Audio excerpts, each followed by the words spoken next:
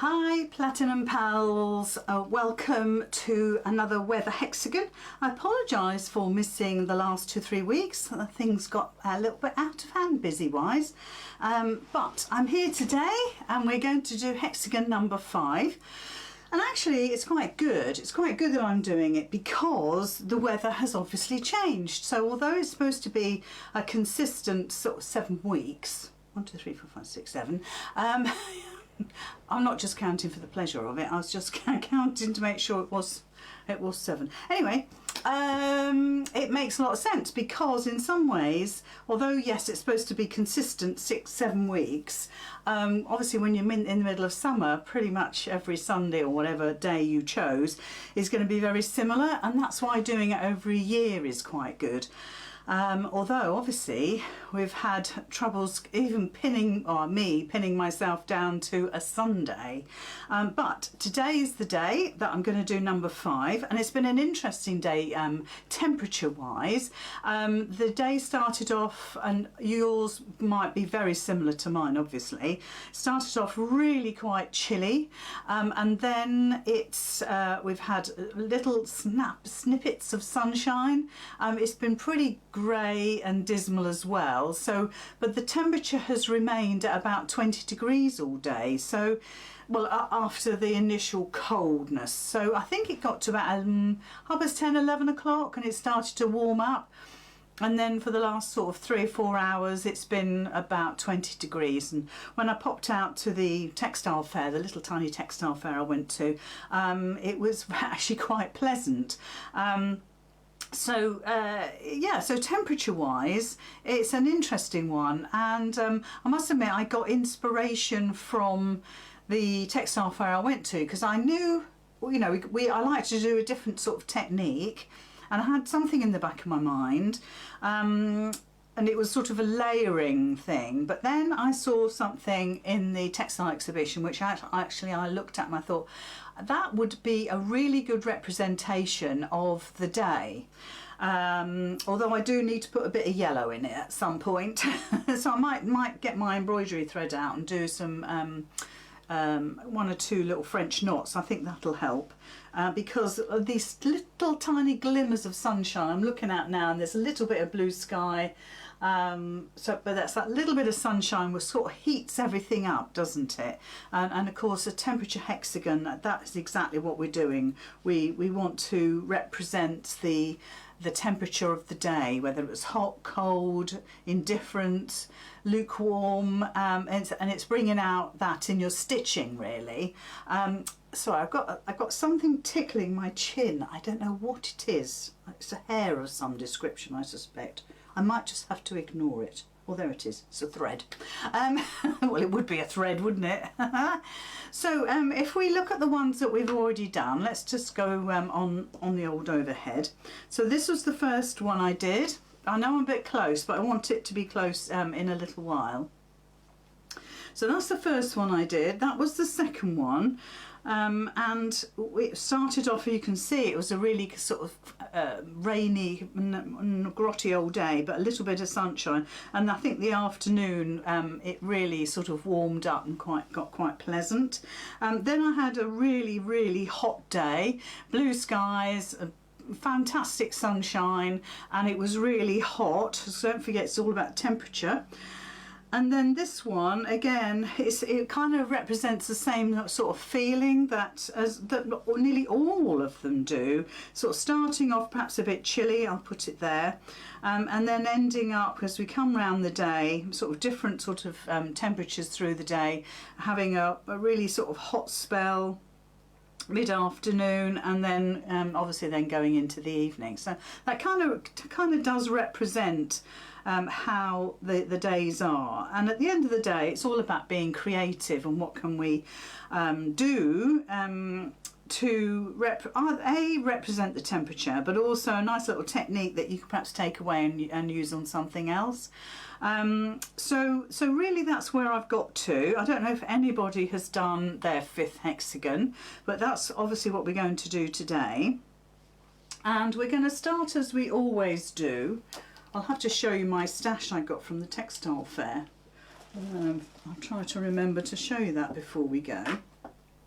So I'll switch my iron on and I'm going to bond a piece of calico to a piece of H640, and obviously as before, it's up to you if you want to use H640, but I found it, and we just want the hexagon, we don't want any more than that because we're going to fold it over, and this time I'm going to put a whole piece of fabric as well over the top. So let me just cut that out. And so I'm cutting out the hexagon shape using the H640, and then I'm just going to adhere that onto my calico. So I'm sorry, I do apologise that I'm a bit close, but I do want you close in a minute. So I think if I have a look at that, that's easily enough. Do you remember we did that one, that's centrepiece there? That's when I did all that embroidery. I think it was when I did this one. And that was the centre, because I think if I remember rightly I put it in a hoop. I'd have to look back to be sure. Anyway, that's my piece here. So we can just cut that away. Put that to one side. It's a bit scruffy, but we can tidy it up in a little while. And then over the top of that, or underneath, over the top, whatever way you look at it, we're going to put our H640. So obviously you're always going to press from the calico side. You don't have to use calico, but it's a great stabiliser. It's a great base, if you like, for all sorts of textile art, basically. That's what it's for. So that's nicely stuck. Okay, now you could either bond a web your piece. Now I'm going to use some batik, okay, and you can either bond a web your piece onto that, or you can just do free stitching straight onto it.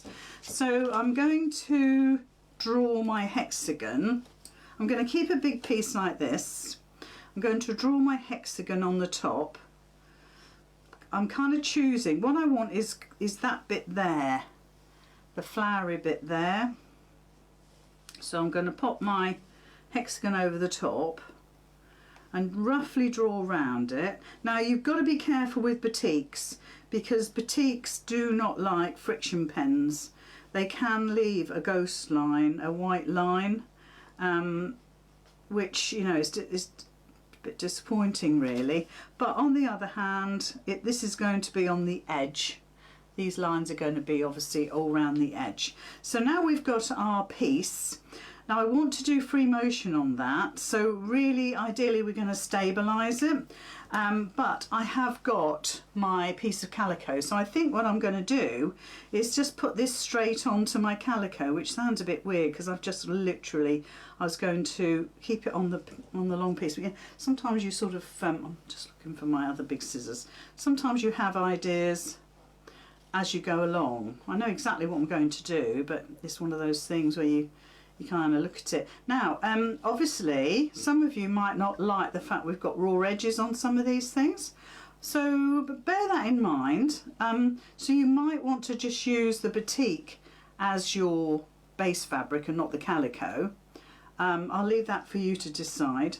So now what I really want to do is make sure I put that straight over the hexagon, which I'm pretty sure I have. And then I'm going to get a glue pen with. I'm just going to stick the edges. I just want to have a look. I quite like that because it's got that blue in there. We did have a shot of blue sky, so I quite like. I might just keep that little bit there.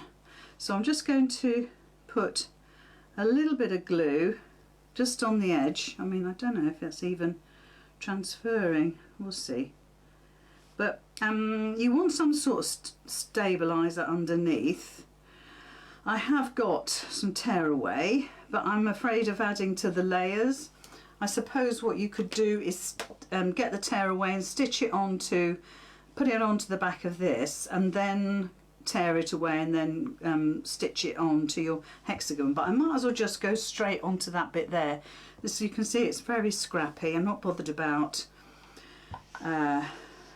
Let's have a look. Now let me just test that pen out, just as an interest.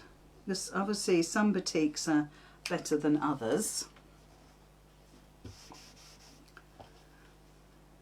Oh, that's not too bad. Look, there is a bit of a white line there. I don't know if you can see it. There's a bit of a white line there, but not too bad. I think if you made a mistake, I don't think you would notice that. So yeah, but do test batiks particularly. Okay, so we've got our hexagon on there. Now, like I say, you could have used some sort of stabiliser on the back of that, some tearaway. You could even use some Vaseline and keep it on there. But bear in mind that obviously eventually we're going to fold these edges back, so you don't want too much going on, although that's, you know, that's folding really nicely.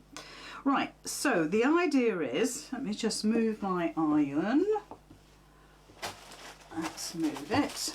Okay, so the idea is that I'm going to free motion around this lovely frond here, just to accentuate that pattern. Okay, now what this is representing is the grey start to the day. We've had a little bit of rain, so we've got the sort of teardrops here. We've got a little bit of blue sky, but mainly it's quite sort of a bland sort of day. Temperature wise, we got to get that yellow in there because it's been quite warm, so I need to do some stitching with a yellow thread just to bring out some warmth of the day. But I want to concentrate on the early morning. So I was awake about 5 and it was very dark, and then it got lighter gradually, but it was really dismal. And I think that's exactly what I want to bring out of the day. Again, you've got to try and remember its temperature, and it's not easy to remember. That's what you're trying to represent. Let me just get rid of some of my rubbish. So we'll go on the side camera. I'll just bring my machine in and move all my bits and bobs. I already had this set up for free motion, so it's quite handy really. I've been doing quite a lot of free motion this morning, so I was all ready to go. And I've got a lovely variegated blue thread in my machine. I know you can't see it, but it's in there. And I'm just going to take my time, just going to start right in the middle, only because if I started at the edge, I might, because this is only just very lightly glued, I don't want to lift that up. Certainly with an open toe, which is what this is, that would have a habit of catching the edge. So ideally you would, on a small little piece like this, use a closed toe. In other words, a full circle and not like a horseshoe look, if you can. So we're just going to go around the edges of that little piece there, and as I go round, you'll see the different colours of the fabric coming out. Now this is where I'm just going to snip my thread, and I need to see where I'm going, and you might want to come in just a wee bit more. Let's see if I can get you in. Oh, wrong way. I always do that. There we go. Wow, that's in. So I've got to try and follow. Now what you could do is, if it's not clear enough for you, you could draw around that with a friction pen again, just to bring out the shapes that you want. But the open toe allows me to see fairly well. So we'll carry on and see how we get on. Like I say, this kind of represents, because when I was driving home, I had raindrops on my windscreen, and I was sort of trying to take note of what was happening weather-wise as I was driving home, and it was just pretty grotty really. And then when I got home, the sun came out and it was glorious. So I want to come off here, there's a stem, and because I've got this kind of loose edge, I'm going to go in sideways. If you can't go sideways, and then I'm just going to come back a bit and go across and then come up. If you can't go sideways, you want to turn your work, do that. But if you've got an open toe, just be careful of the edge. Like now, you see, can you just about see that this half of my foot is on the calico, and if I'm not careful it would catch on the edge of my hexagon, so I'm just keeping my eye on that. No, that's fine. So I'm just tracing my way back around my shape, just concentrating. Tiny little stitches, only because I'm not moving the fabric very quickly, and because it's quite an intricate, I can't speak, tiny shape, you only want tiny little stitches, otherwise it would be a bit clunky looking. Okay, so that's gone round the shape. There we go, you can see what that looks like. And what I want to do now is accentuate these teardrops, because that kind of represents my rain today. So I'll do each one of those individually. Because we're free motioning, you don't have to worry about the ends of your threads, just snip them. And if you want to go round a particular piece a couple of times, then obviously you can do that. Try and keep that teardrop shape as well. So you might have some fabric in your stash that is perfect for this type of thing, where you're just tracing around it might be a picture, for instance. You might have a picture of I don't know, maybe a little house that's in the rain, or a little house that's in the sunshine, something like that. I'm trying to use my my imagination. But you see there, so now all we got to do is snip our stitches. I have got some little baby scissors somewhere. They're never where you want them, are they, when you need them? So we'll just snip those. So it doesn't take long, does it? And I know it's a tiny little piece, so you've got to watch your fingers and never ever do free motion without a foot. You might see some people on Facebook or Instagram that they don't use a foot. Well, I want you to have Lizzie in your ear saying, put your foot on, love.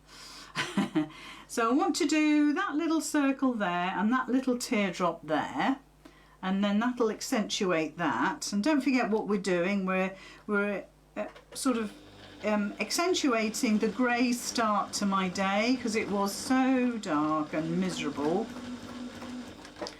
and I'm highlighting the grey colour of the batik. I looked into my stash to find the perfect fabric, and this was it. There we go. So just snip your ends there.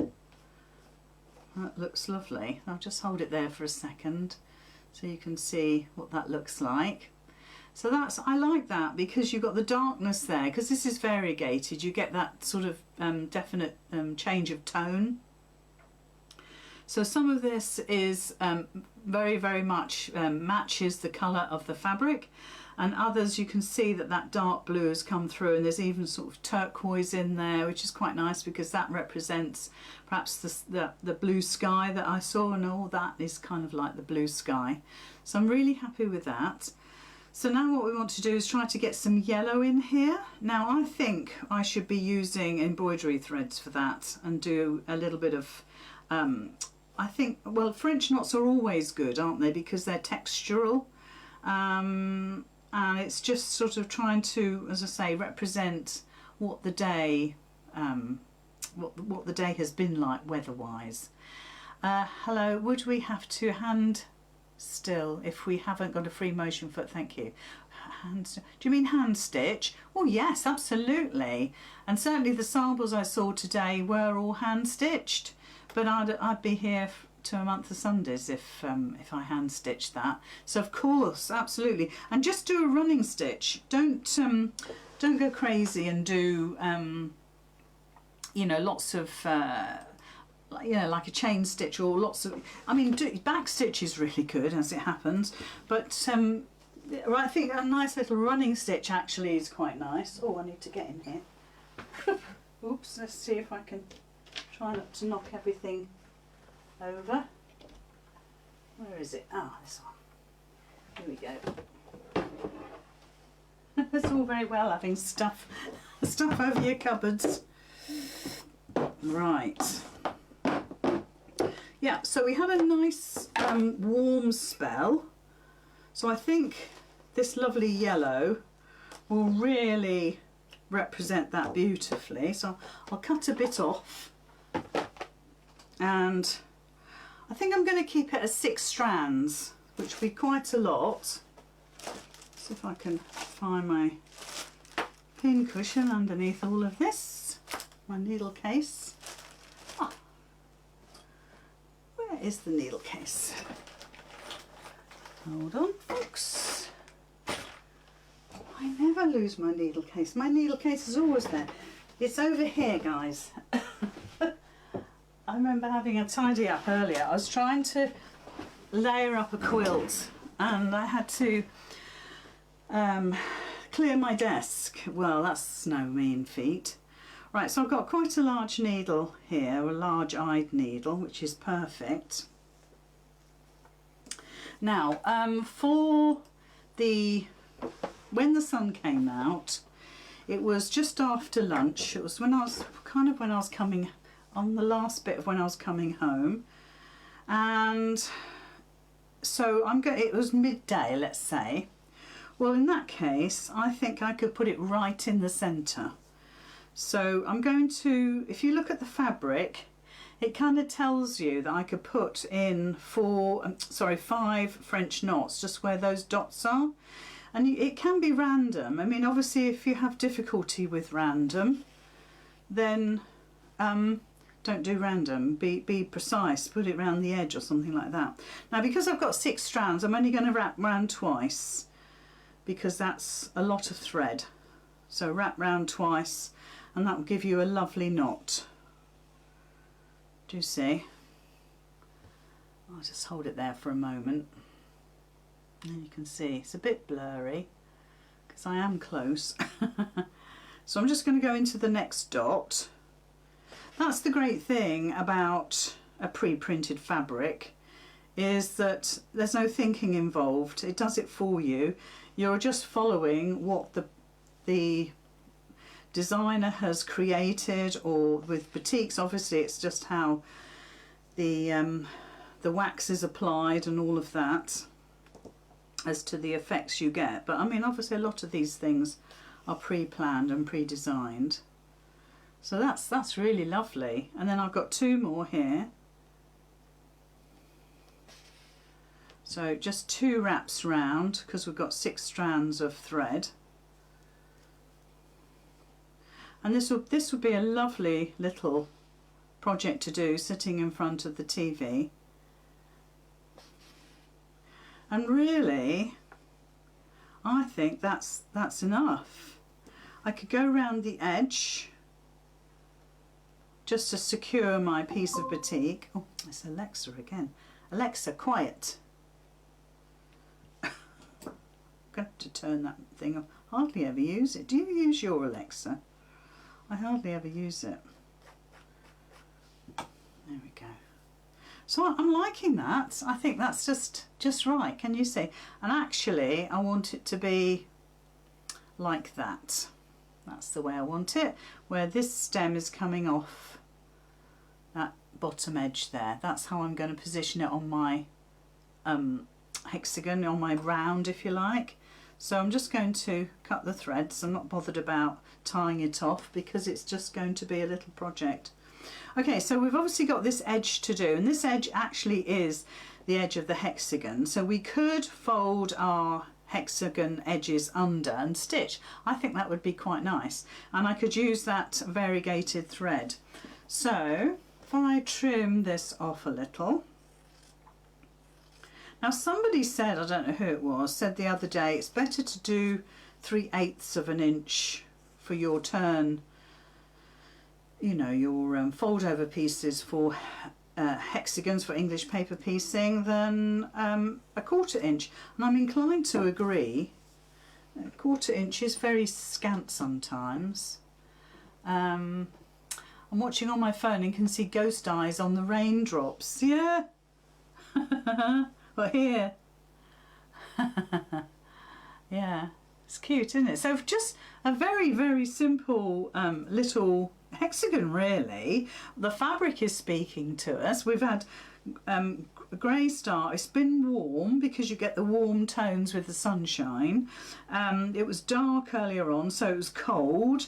Kind of feels a little bit sort of cold around the edges, but then we've kind of warmed up in the middle of the day. So I'm thinking I'm okay with that. I'm fine with that. That explains my story. Let me just get my group up. I'll get the group up so I can see who's talking to me, because at the moment I can't. Just bear with. Thank you, whoever pinned this to the top for me. Okay, let's have a look. Oh, Diana, yeah. Caroline says, I bought a Kindle Fire last week and got a free Alexa with it. Crikey. I gave it to Lily and she loves it. Well, I think, yeah, I mean, they are, obviously they're very useful, but, you know, yeah, not that keen. Right, okay, so let's put you on the side camera. Now you're a bit too close. So let me just bring you out a bit. Oh my gosh. Can I ever get control of this camera? There we are. That's a bit better. Oh dear me. Yes, Caroline, I've got to ask my sister about Mrs. Lockwood and all of that. For anybody that doesn't know, Caroline used to stay with her godparents in Fendrayton, a village just, well, nearer Caroline than me, but that's where I was born and raised for about 3 years. My sister is older, so she was there for about 5 years. Yeah, and that's quite a coincidence. Okay, so I've just changed over to my regular foot, and so I'm going to tuck my edges under as I stitch, and see how we get on. So really what I want to do is make sure they're right underneath. Okay, so I'm going to take my stitch down a little bit, my stitch length down a little bit. So I'll just put my needle in just to hold that, because before I get to this corner here I want to turn that under. So, and you could iron this before you start to stitch. Yeah, iron it. So now we're making that batik hexagon permanent. Just get rid of the ends of that thread. That's it.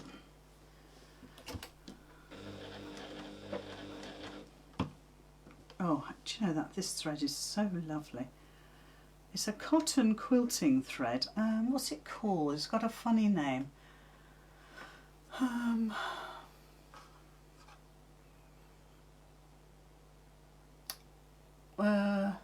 YLI? Wiley? YLI. There's a way of saying it and I've forgotten. Anyway, so folded the edge over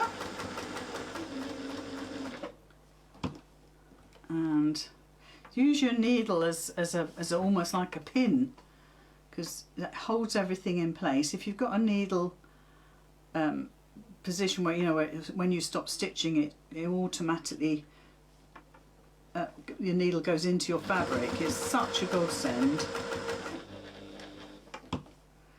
And then just the last two to go, so just fold that under. Just where's my pokey tool gone? I have to use my quick unpick. Just want to move that fabric in a little bit. It's not too bad. And sorry if all you're seeing is my fingers. The concentration levels. Okay. And because the stitching has kind of distorted it a bit, I'll have to give it another iron to flatten it out. But I think you'll, you know, if you're doing the hexagons, I think you'll enjoy doing this one, because you've got a little bit of freedom. Now instead of back stitching, I'm just going to go over my stitches about 3 stitches just to secure that. And there we are. So it's now attached, if you like. It's permanent, and I'm going to have it so it goes like that. That'll look lovely, won't it? So I'm going to give it a little press, or a little iron, just a soft iron, nothing, not too much heat. I'll bring the, go on the overhead and bring the others in, and I'll put it on my ironing mat, and then it's we got a better colour than my desk. So we can just arrange these how I want them. So that goes like that. Let's put it that way. That goes, I'm going to do it like that.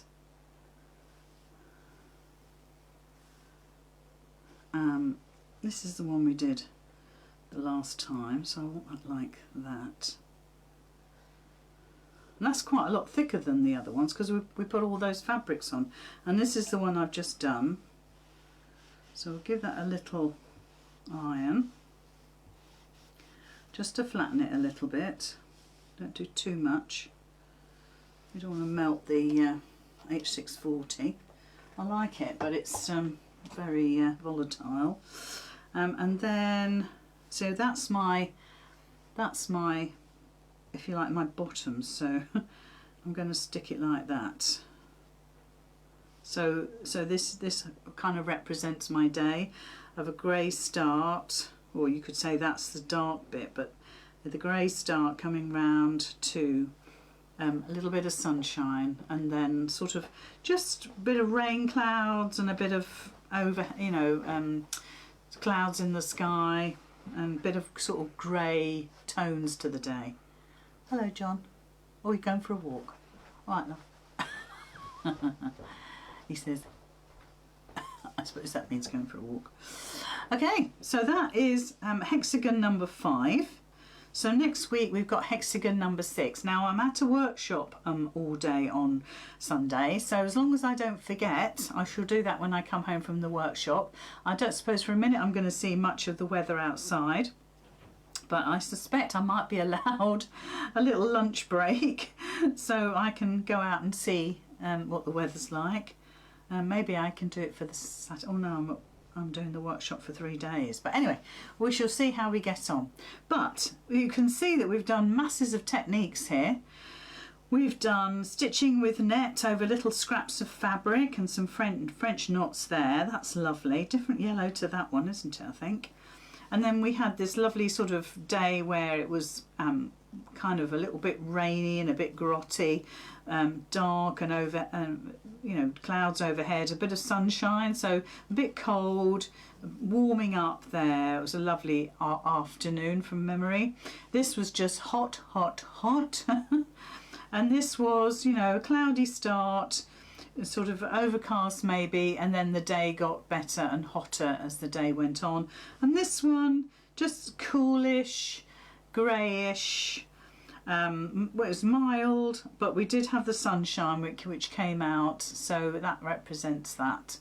I think that will be absolutely super. So lots of different techniques there that you can have a little go with, and do have a little go. I'll take a picture of this so you get inspiration from that, and just have a play. The idea of doing the temperature hexagons was just to practice different techniques and put them down as almost like a sample, really, like a sample book, and you can refer back to it. And when we put the backing on this, it will be just a simple calico backing. I might put some more wadding underneath. I haven't decided yet. Depends on how springy I want it to be. And then it can be something that you perhaps hang up. You could frame it. I think it's worth framing. Have it somewhere and write down what techniques you did and how long it took you as well, maybe, and perhaps even what the date was when you created it. I'm lucky because obviously I've got my Facebook Lives that I've done, so I know exactly what dates. I can just look back.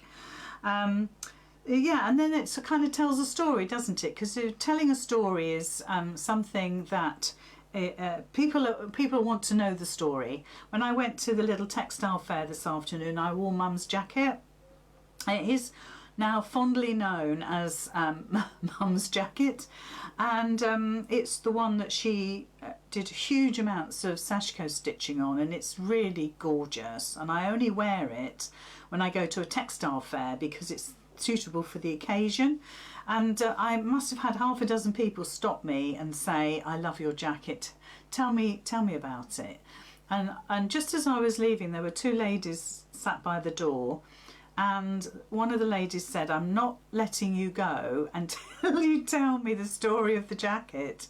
So I said, well, I would love to say that I did it, but I didn't. My mum did it, and I said, I take great pride in wearing it. And I told them the story of Mum sending me all the pictures of all the different fabrics she's going to use, and over the weeks she built up the jacket. But every day she would send me a picture. What do you think to this one? What do you think to that one?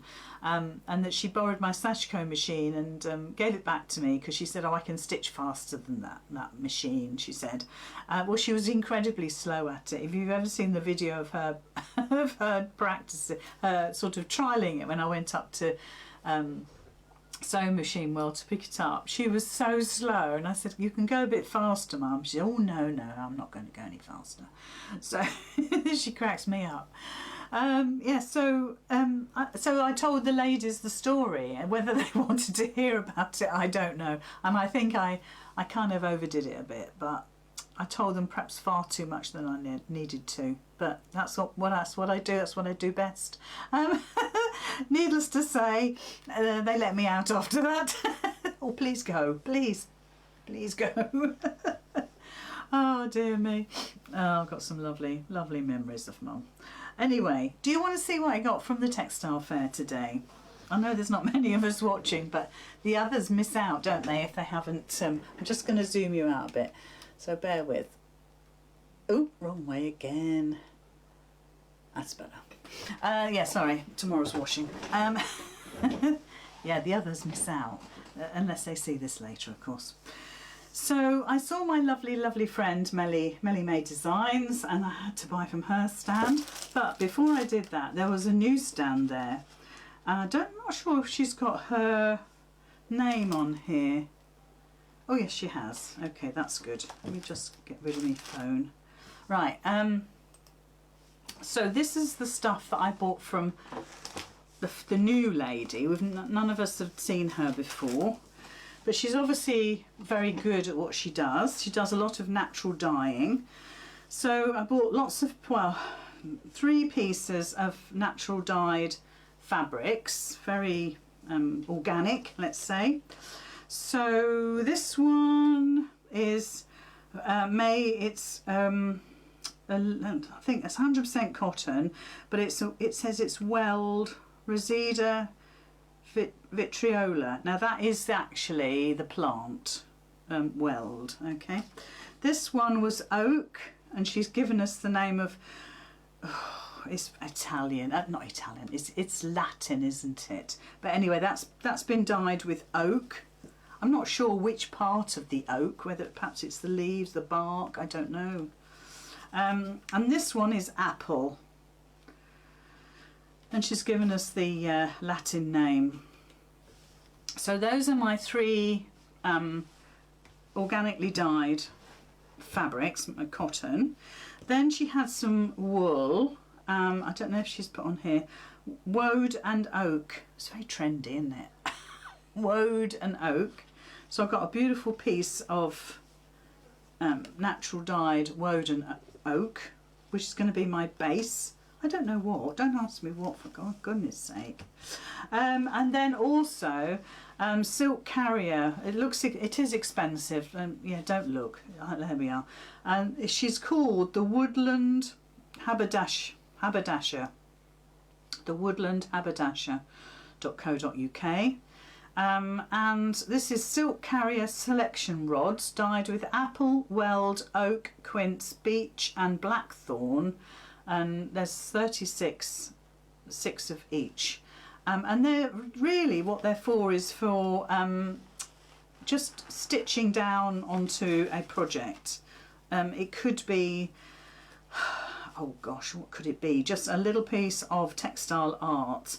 So you would put it onto your fabric, and then you would stitch it down either with machine, or you would hand stitch it down. I mean, it's just, they are just stunningly beautiful. It's the silk casings. So they look lovely, they feel lovely. They obviously take the dye beautifully. And a little bit of long stitching on there will be lovely. But look at all those colours. Oh, for goodness sake, it goes perfectly with my fabrics. Look at that. That's just far too delicious. Yeah, so that was that. And then I went across to Mel. She's Melly Made Designs. I buy a lot from her. And these are eco-dyed prints. So this is like Pelmet Violin. I don't know if it's got a new H number or something on there, but this will be perfect just for stitching as it is. So you could put beadwork on here, and you could enhance this with a little bit of stitch, machine or hand again. We've got some cottons, so cotton leaves, you know, eco printing. So these could be cut up, and then some more leaves on the back, again eco printing. And this is like a Pelmet Violin, so it's really quite thick. So I'll be very happy to make something from that. And that's Melly Made. She just lives up the road from me. She's a lovely girl. And then she's got some handmade papers here that I decided to get. And talking of stories, she said, do you want to know the story about my handmade paper, this handmade paper? So I said, yes please. So she said, it was my birthday in May. So I said, oh lovely, happy birthday for last May. And she said, she said I got loads of flowers from people, and they all came in, well, some of them came in big boxes and packaging and cardboard paper, that type of thing. And she said, instead of throwing it away, I decided to make myself some paper. So, which she does all the time. She's such a clever girl. And so she tore it all up and she popped it into a bucket of water, soaked it overnight, stirred it. She also added threads. So when you look at it, there's threads captured in there as well, bits of thread and cotton and all sorts, petals in there, all sorts in there, perhaps from the flowers that she had. And she also tore up all the envelopes, and every little piece of paper that she got for her birthday this is part of it. And of course, if you remember, in the main group we did some fabric scrunching, if you like, monogami with coconut oil or whatever you decided to use. And this is it's quite crunchy, but it's very similar to that in as much that you could use that now for stitching. So of course, with all of these elements, you can see straight away that if I sort of tore into this, I could stitch it down onto my project. So for instance, I could stitch just this piece here, and then I could tear squares off of here and lay them like a diamond going down there with maybe a button. Oh, and I got some buttons as well from that lady from the haberdasherer. And these are quince buttons. These are quince buttons made from, obviously, the stem of the quince. And she said they were her last quince buttons. So you could put those on there too, couldn't you? That would look amazing.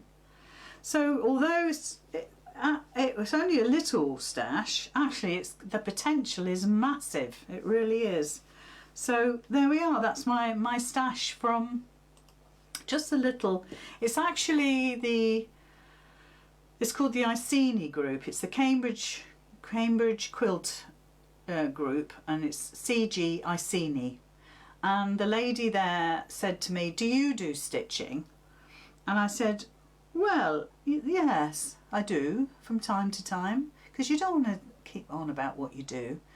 And she said, do you do sort of textile art? And I said, well, you know, I aspire to do it. That's probably the best way to say it. I do aspire to doing it. Oh, yes, she said, we all do that. So I said, oh, good.